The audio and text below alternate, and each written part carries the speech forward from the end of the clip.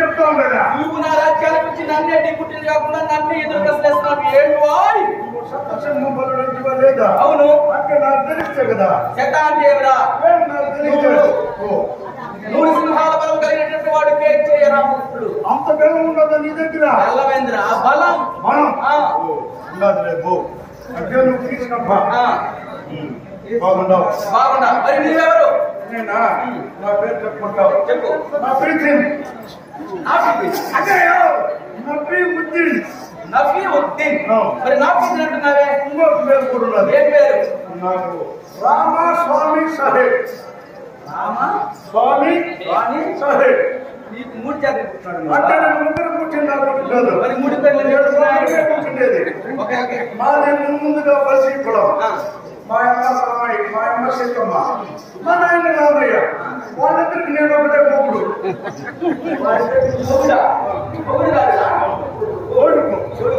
ఎప్పుడు నేను పుట్టినానో లేదు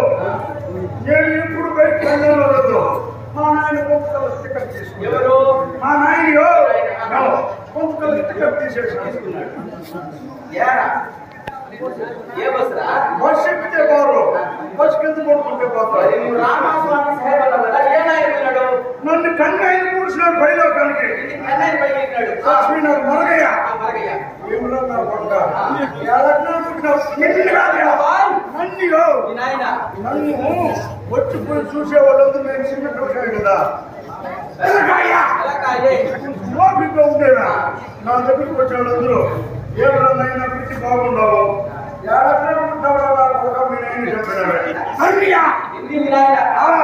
వచ్చే వాళ్ళందరూ నన్ను అడిగేది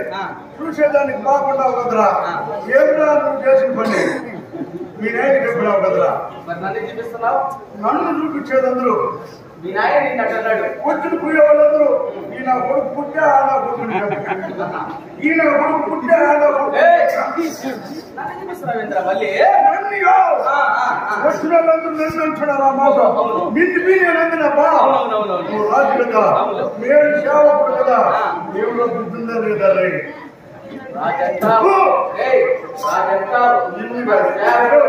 నిన్ను కాదయా నన్ను మా అమ్మకు దిగులు దిగుబడి కూర్చుంది కూర్చుంది నువ్వు పుడతానో చెప్పినారు కదా వాళ్ళ నాయన నీ యొక్క సాక్షి సంపాదించాలా మా అమ్మ ఉద్యోగం ఉండేది ఏ ఉద్యోగంలో గుళ్ళో అయ్యో దగ్గర సంతోషేది గుడి ప్రాంగణంలో సంతోషేది ముక్కలు వేసేది అదే అల్లెలు ముక్కులు వేసేది ఐవరు కొత్త పిండి పెట్టేది ఐవరు అభిషేకం అంతా అయిపోయినాక మిగిలిన ప్రసాదం టెంకాయ చెప్పడం మా అమ్మకి ఇస్తే నన్ను 4 రోజులు అయింది 5వ తేదీ నుంచి 6 నైవేద్యం పెడుతున్నారు కదా ఐవరు అన్ని మా ఇంటికి ముట్టుగా వచ్చేస్తున్నాయి ఐవరు ఏం చేసేది తెలిసిన దేవుడికి సేవ చేసేది మర్చిపోయి మా అమ్మకు పూజ చేసేదాన్ని పని పెట్టుకుంటాడు అది నీకు తెలియదులే మా అమ్మను లవ్ చేసినాడు ఐవరు ఆయన దేవుడికి పూజ చేసేదా తెచ్చిన మంది మా అమ్మను పెట్టేస్తాడు మా అమ్మ పూజ చేస్తున్నాడు అన్ని మూటలుగా మా ఇల్లు నిండి పూజా ఏ విధంగా ఇంకేమైనా మనకు అనుకుంటా లేదా ఆయన గుర్తింపు పెట్టేసి మా అమ్మ ఇంకా నేను కొంచెం ఎదిగి 7 ఏళ్ళు అయినా ఇంకా మా అమ్మ ఉద్యోగాలు పట్టుకుంటారు తీర్మానం చేసుకున్నాం ఇంకా మనం పెద్దవాళ్ళు అయిపోయినా కదా ఈ విధంగా ఉద్యోగం చేయాలా మనమే ఉద్యోగంలో చేద్దాం కూర్చొని నేను భూమిలో యోచన చేస్తా ఉంటుంది మా ఊరికి శుక్రవారం అయిన వరకు కర్మల సాయిబు పాఠశాలలో పట్టణాల మీద మా ఊరికి వస్తా ఉంటాం ఊరు ముందరనే మా ఇల్లు నేరుగా సాయిబు మా ఇంట్లోకి వచ్చేది నీళ్ళు పేరు వచ్చేది అదే సైకిల్ పేరు ఎప్పుడు ఈయన పేరు కొట్టాడో లేదో కిటికీలో నుంచి సాయిబు చూస్తా ఉంటారు ఇద్దరు సూపుల్లో వచ్చినారు ఇద్దరు బాగా లవ్ చేసుకునేసినారు వాళ్ళు కూడా లవ్ అంటే అదొక రకమైన కొవ్వు ఎట్లా వచ్చింది అది అప్పుడప్పుడు పడుతూ ఉంటుంది సహజమే పట్టేది అప్పుడప్పుడు ఫోన్ ఎత్తుకుని పోతాం కదా అదొక రకమైన కొవ్వు ఏం చేశారంటే సాయికి అర్థమైపోయింది మా అమ్మ చూస్తా ఉన్నది నేను రెడీ అయినాడు కదా ఈ నా కొడుకే మనకు అర్థం అంటే నన్ను సాయిబు నేను ఇక్కడికి వచ్చాడు ఎవరైనా కూడా బాగున్నావా నేను తండ్రిరా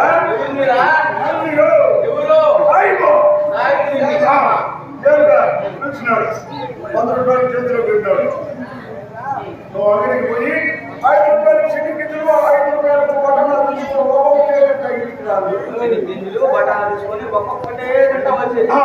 ఎప్పుడు రుచి చేయడానికి పెరిగి తల్లి కూర్చున్నాను నేనేం చేసిన తిరగమన్నాడు కదా కూర్చున్నది ఈయన ఒక్కొక్క తినమన్నాడు గట్టి చేసేది నేను కూర్చొని వెయిటింగ్ చేస్తుంటే మా ఇంటి చుట్టూ జనాలు కూర్చుకుంటున్నాను ఈయన కూడా దీపం పెట్టేసింది మా అమ్మ ఈయన కూడా మరగయ్య ఈయన నడమిట్లో వడబెట్టేసింది నేరుగా లోపలికి పోయినా ఇంకా మనకు పని అయ్యేటట్టుగా లేదు నేరుగా ఇంకా ఎవరిని నమ్మకూడదు అనేసి ఆ పని మానుకొని అక్క కర్నూలు రామయ్య మధ్యలో వెంకటేశ్వర స్వామి 10 రూపాయలు ఇచ్చినాడు సాయిబు ముగ్గురిని మర్చిపోకుండా 3 పేర్లు పెట్టుకొని వచ్చినాడు సాయిబు స్వామి 10 రూపాయలు ఇచ్చినాడు సాయిబు ముగ్గురిని మర్చిపోకుండా 3 పేర్లు పెట్టుకున్నాడు స్వామి సాహిబ్ నీకేమన్నా అనుమానంగా ఉందా మరి నీకేం కావాలి ఎందుకు ఇక్కడికి వచ్చావు నేను ఉద్యోగానికి బయలుదేరుతాను దరిద్రుడు మాత్రమే నాకు ఎందుకు వచ్చినాయి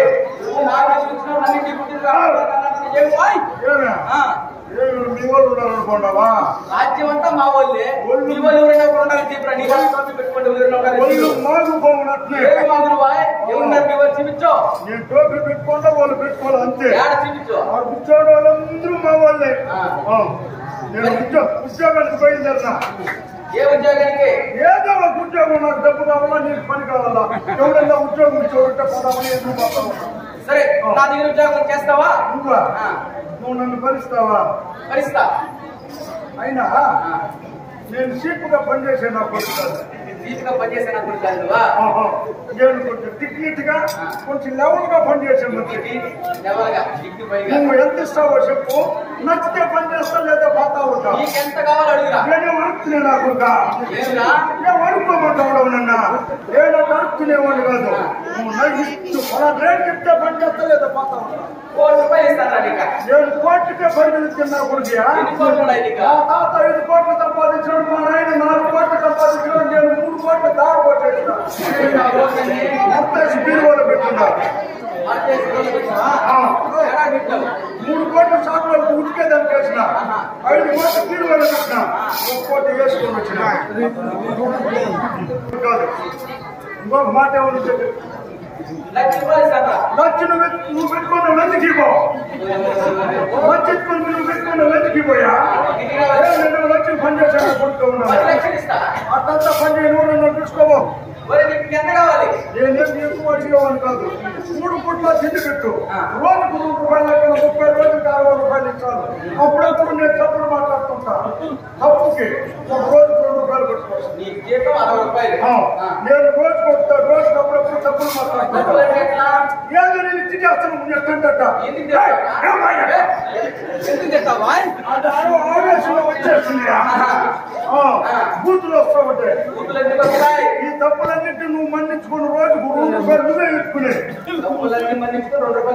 రోజుకి మిగిలింది నాకు ఇచ్చే 25 రూపాయలు ఒక రోజుకి 2 రూపాయలు 30 రోజులకి ఎన్ని తప్పులు మాట్లాడుతాను 2 రూపాయలు మిగిలింది నాకు అవును ఉద్యోగంలో చేరినట్టే కదా నేను ఏమని పిల్లల్లా నువ్వు నన్ను ఏమని పిలుస్తావు సరే మనతో ఒకసారి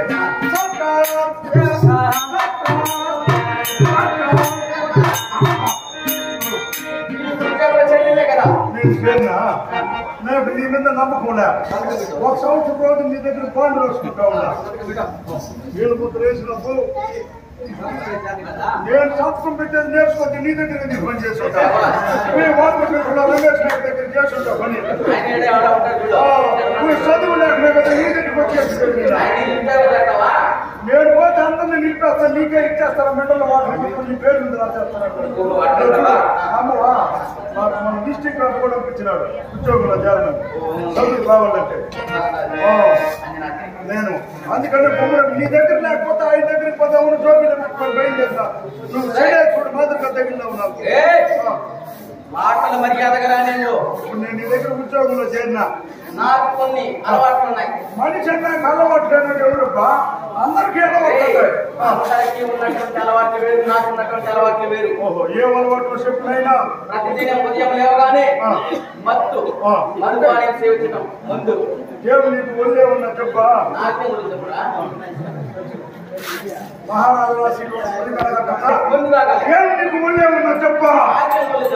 ఇప్పుడు బీపీ షుగర్ ఉండే వాళ్ళు పొగబడుకునే ముందు తాగుతారు. అలాంటి జబ్బే ఉన్నా నీకు ఉందని. అలాంటి జబ్బులు ఏమి లేదు. అలాంటి జబ్బు ముందు తాగేది ఏం ముందు? బ్రాండీ, విస్కీ, రమ్ము, జొన్ను, ఇలాంటి మందులు, ఇలాంటి మొత్తం పానీయులు. నాకు సరే కూడా తాగినావా? తాగిన కళ్ళు కూడా తాగినావా? ఏదైనా తాగుతావా? నేను ఎందుకనే చెప్తావా? ఎవరైనా ఉంది భయం లేదు. ఇవన్నీ తాగినావు కదా, అది తగ్గివా? ఐవారు ఒక సాడు అదే ఐవార్సు తాగినావా? తర్వాత ఏం చేస్తావా? కడుపు నిండా తింటావు. తినేసినాక ఏం చేస్తావా? ముసలి అయినా కానీ వదలవు.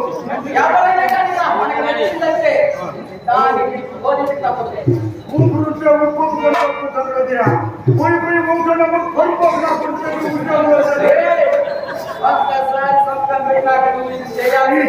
ఈ మాట ముందే చెప్పుంటే నేను పరిగెత్తి కూర్చుందిరా. ఈ డాబర్ కొట్లేదు దాన్ని పెట్టుకుంటా ఉన్నాను. నేను ప్రోకన్నా కొడుకు నీ దగ్గర ఇప్పుడు